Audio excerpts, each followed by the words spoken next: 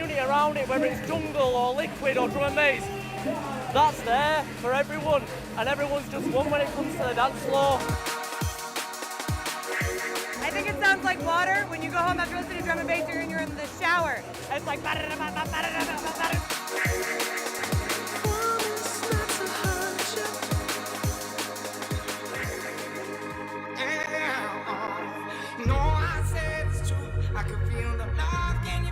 You can kind of see how it's transformed, you know. Who would have thought a drum and bass influenced track with a trumpet solo, a white guy from up north singing on track, with sort of like urban elements in there, reaching #1 in the UK charts. 15 years after, 20 years after the music kind of kicked off.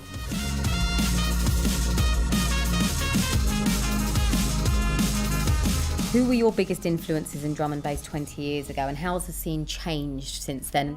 Pirate radio station and the power of word of mouth was unbelievable back then, you know? Like, to hear about an underground rave going on, or a new record or a new single coming out from an underground producer was like the best thing. You had Goldie, who was just killing it.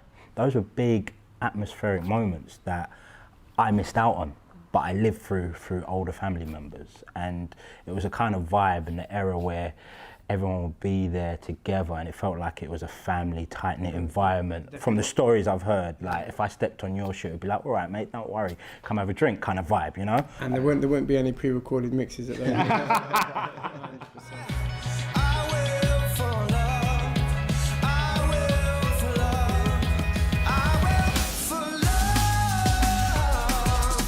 With their newest track, I Will For Love, expected to be another smash, and with a world tour starting this month taking their sound global, drum and bass is the biggest it's ever been commercially.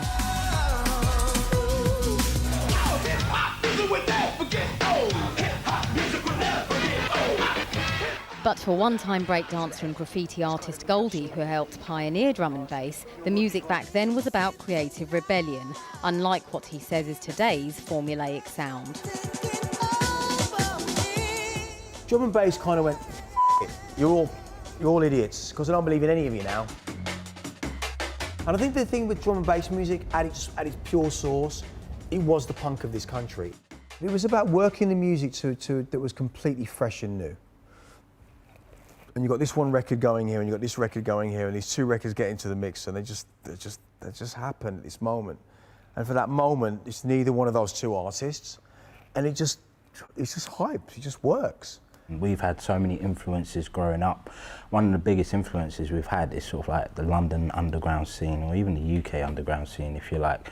Anything from old school garage to house to drum and bass to jungle, you know. We listened to like the Goldies of the world and the Ronnie Sizes of the world, and we wanted to sort of adapt it and see how we can make it our own. So Goldie and Rudimental both believe in engaging with the crowd live instead of the growing trend for DJs turning up with pre-mixed sets. Well, at the moment there's a real argument going on in the industry that everyone's engrossed in, talking about that difference between the authentic DJs like yourselves and the new young whippersnappers who are coming in with their pre-programmed memory sticks and putting it in there. Is that a valid argument? I think it's a valid argument because they know it doesn't stand up for anything. It doesn't stand on anything. That stuff's not built on anything. They couldn't really go through a record collection. They couldn't tell me anything about that. Tell them to go back to back with me and let's see what happens then. Let's see if those DJs there can go back to back with proper DJs and roll it out for 3 or 4 hours, 5 hours. See them do a 5-hour set. Let's see how the candy asses start sounding then. I would like to say, you know what, these guys, with their one pre-recorded show, they're putting a lot of work into it in the background, and then they reap the rewards when they raise their hands, you know? That's me being diplomatic. But on the flip side, is it a good thing that we hear drum and bass beats on #1 songs? If you're hearing drum and bass played on that situation, and the people that are making it are integral enough to know what they're doing, they go, you know what, the game's up. I just wanted to make a record that my 12-year-old could understand. That's down to them. It's their choice to do that. I can't say it's right or wrong. But I do know that it certainly lacks a lot of integrity. The people that are playing it, if you can't believe in the music that you're playing, and do you really believe in what you're playing, really? That's something that I have to question, man. Because I know a lot of people that are up there and they're just waving the arms around. You know, if you put your hands together and you go like this, the crowd will follow you. Really? No Sherlock.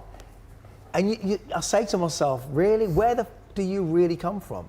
So in that respect, some of the people that are playing the music, I've got to question their credentials, man. And I think if you're looking at records that become #1 now, in terms of dance music, do those albums stand up as long players? Or are they in the wind? And are we going to listen to them in 20 years' time?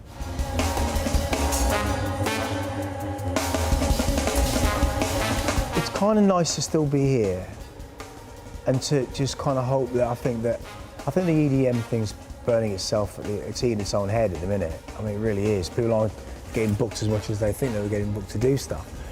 I think if you never had the internet, okay, would it be as large as it is now? I don't think so.